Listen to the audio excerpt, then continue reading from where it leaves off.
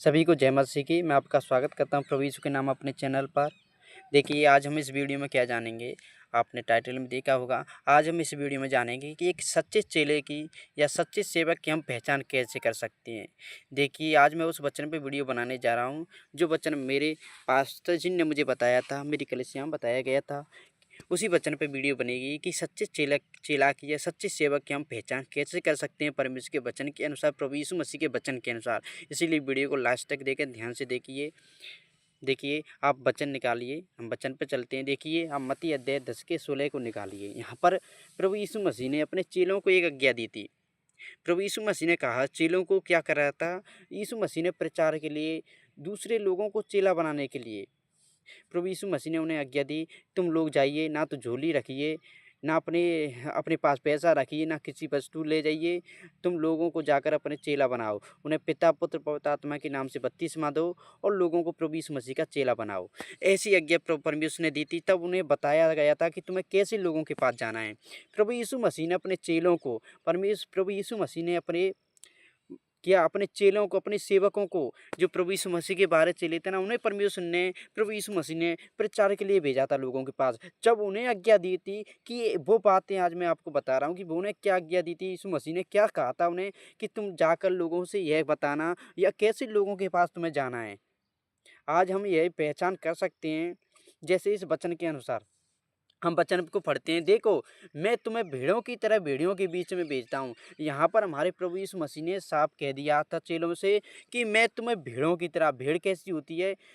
भेड़ ऐसी होती है जो अपने अगुए की, अपने जो चरवाहा होता ना, उसकी उसकी आज्ञा, वो सीधी चलती है, उसकी आज्ञाओं पर चलती है भेड़। देखो मैं तुम्हें भेड़ों की तरह भेड़ियों के बीच में भेजता हूँ। भेड़िया कैसा होता है? जो भेड़ों को फाड़ के खा जाता है। सोच के देखिए, भेड़ तो एक ऐसी पशु है जो चरवाहे की आज्ञाओं पर चलती है, सीधी चलने वाली। और देखिए बहुत ही भोली होती है।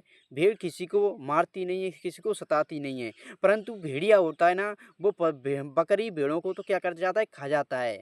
भेड़ियों के बीच में यहाँ पर क्या बताया गया है? देख मैं तुम भेड़े हैं, जो प्रभु यीशु मसीह की, देखो मैं तुम्हें भेड़ों की तरह, पर मैं तुम्हें इस भोले बनाकर भेड़ों की तरह सीधेपन से मैं क्या भेज रहा हूँ, तुम्हें भेड़ियों के पास भेज रहा हूँ। ऐसे भेड़िए कौन? जो तुम्हें फाड़ के खा जाएं। भेड़ियों के बीच में भेजता हूँ, इसलिए सांपों की तरह बुद्धिमान और कबूतरों की तरह भोले बनो। क्या बनो? सांपों की तरह हमें चतुर बनना है तुम्हें, और कबूतरों की तरह भोले बनना है। देखिए यदि आपको देखा होगा ना, सांप कैसा होता है? सांप कहीं भी यदि नेक भी पैंचर पड़ जाती है तो वो तुरंत ही अपने बिले में घुस जाता है। हमें सांप की तरह देखिए, चतुराई से ध्यान, सांप की तरह परमेश्वर ने कहा है कि चतुर बनना है। सांप बहुत चतुर होता है, ऐसे ही हमें भी चतुर बनना है। कबूतरों की तरह भोले बनना है। लोगों को ऐसा लगना चाहिए कि ये कुछ जानता ही नहीं है, ये तो बहुत ही भोला है। परंतु हमें कबूतरों की तरह भोले बनना है। यहाँ पर प्रभु यीशु मसीह ने कबूतर की तरह भोले बनने की बात कही है। परंतु हमें इस वचन को समझना है। हमें देखो मैं तुम्हें भेड़ों की तरह भेड़ियों के बीच में भेजता हूँ। यहाँ पर हम देखते हैं यदि हम अब हमारे जो वीडियो उस पर चलते हैं टॉपिक पर, कि हम यदि कोई चेला है प्रभु यीशु मसीह का, कोई प्रचारक हमारे पास आता है। हमारे चर्च में मुझे बताया गया था, कोई प्रचारक, कोई परमेश्वर का दास हमारे पास आता है, या किसी विश्वासियों के पास आता है। वो कहता है कि मैं परमेश्वर का सेवक हूँ और मैं आपको परमेश्वर का वचन सुनाने आया हूँ। यदि कोई विश्वासी मनुष्य या कोई जो सुसमाचार सुनाने वाला सेवक यदि विश्वासी के पास ही जा रहा है ना, तो ये समझ लीजिए कि वो गलत है।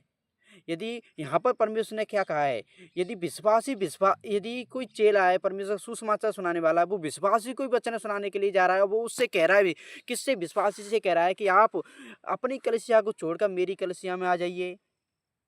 आपकी कलीसिया में सही सुसमाचार नहीं सुनाया जाता, आपकी कलीसिया में चमत्कार नहीं होते, आपकी कलीसिया में एक काम नहीं होता है, वो काम नहीं होता है। यदि वो कलीसिया पर, और हमारे जो पादरी हैं, जो जिस कलीसिया में हम जाते हैं, वो हमारे पादरी, हमारे पास्ट हैं, उन पर दोष लगाता है। वो कहता है कि उस कलीसिया को छोड़कर आप हमारी कलीसिया में आइए, हमारी कलीसिया में एक काम होते हैं, हर एक के लिए प्रेयर होती है, और देखिए समय पर सभी काम होते हैं, खाना पीना की व्यवस्था होती है, और बड़े-बड़े कार्य होते हैं, बड़े-बड़े चमत्कार होते हैं। यदि वो ऐसा आकर विश्वासियों को ही पास ही जाकर ऐसी बातें कहे ना, तो आप समझ जाइए ये परमेश्वर की ओर से प्रचारक नहीं है। ये हमें भड़काने के लिए आया है, ये शैतान की ओर से है। क्योंकि यीशु मसीह ने साफ यहाँ पर कह दिया, देखो मैं तुम्हें भेड़ों की तरह भेड़ियों के पास भेजता हूँ। यदि यीशु मसीह की जो भेड़ है ना, जो विश्वास वो पहले से ही जो चर्च से जुड़े हुए लोग हैं, जैसे मैं परमेश्वर से जुड़ा हुआ लोग हूँ, यदि मेरे पास कोई विश्वासी आकर या कोई चेला आकर मुझे सुसमाचार सुनाए, तो मैं तो प्रभु यीशु का पहले से ही चेला हूँ, मैं तो प्रभु यीशु मसीह की पहले से ही भेड़ हूँ। परंतु यीशु मसीह ने क्या कहा है, तुम्हें भेड़ों के पास नहीं जाना है, भेड़ियों के बीच में जाना है। हमारे प्रभु यीशु मसीह ने अपने चेलों को क्या आज्ञा दी, तुम्हें भेड़ियों के पास जाना है। परंतु आज के समय में हम देख रहे हैं कुछ पादरी हैं जो परमेश्वर के दास हैं, जो सेवक हैं, वो क्या करते हैं, एक दूसरे की कलीसिया के लोगों को ही भड़काने चले जाते हैं, एक दूसरे के विश्वासी के पास चले जाता है, एक सेवक विश्वासी के पास जाता है, जो प्रभु यीशु मसीह का वचन सुन चुका है उसी के पास जाते हैं, ना कि गैर विश्वासी के पास। यदि कोई व्यक्ति आपके पास आकर या मेरे पास आकर कोई हमें क्या बताए, यदि विश्वासी के पास ही कोई चेला आकर हमें वचन सुनाए और हमसे ऐसी ऐसी बातें कहेगी, उस कलीसिया को छोड़कर आप उसमें चले जाइए, वो पादरी गलत है, ये गलत है, ये काम इसमें गलत होता है, हमारे यहाँ सही है, वो ही है, तो आप समझिए परमेश्वर की ओर से नहीं, उसको फटकार दीजिए, उसे अपने घर में प्रवेश भी मत करने दीजिए। ऐसा मुझे बताया गया। ऐसा देखिए हमारे परमेश्वर के दास लोग बता रहे थे हमारे चर्च में, ऐसे ये वचन मैं भी आपको बता रहा हूँ। क्या हमें इस वचन का अर्थ समझना बहुत ज़रूरी है।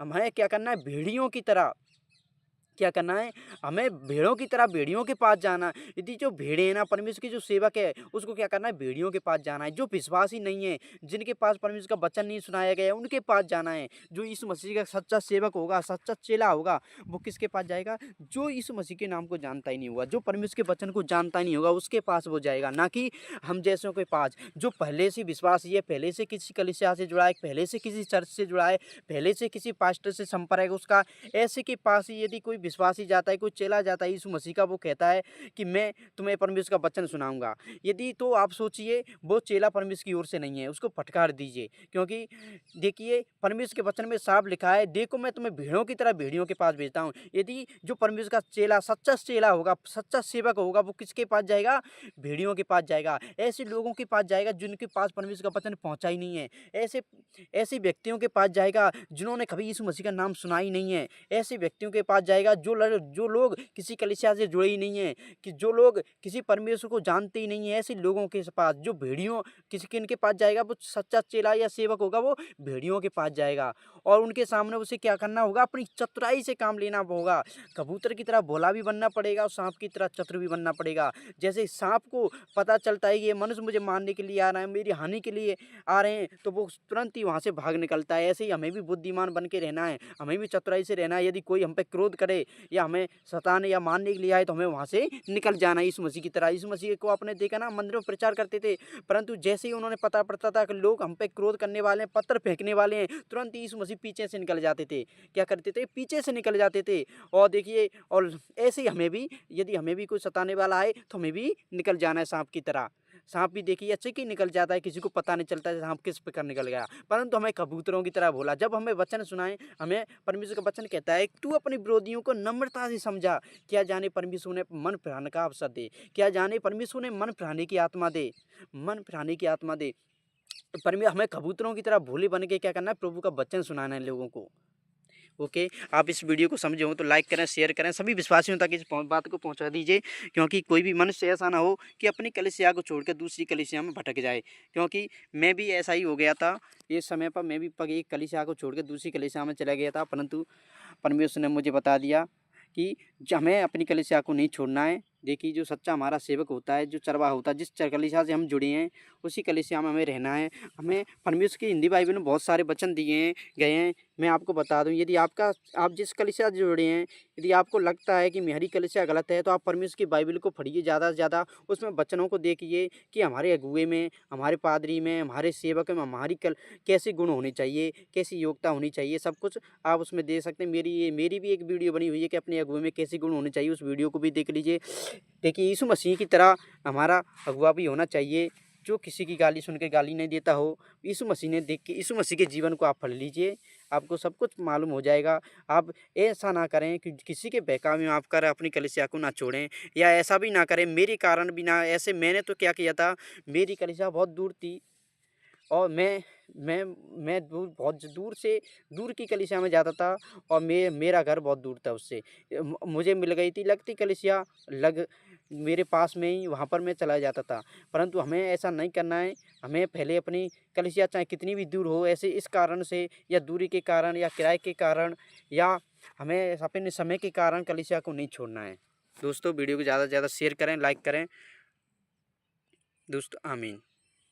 परमेश्वर आपको आशीष दे। God bless you. आमीन।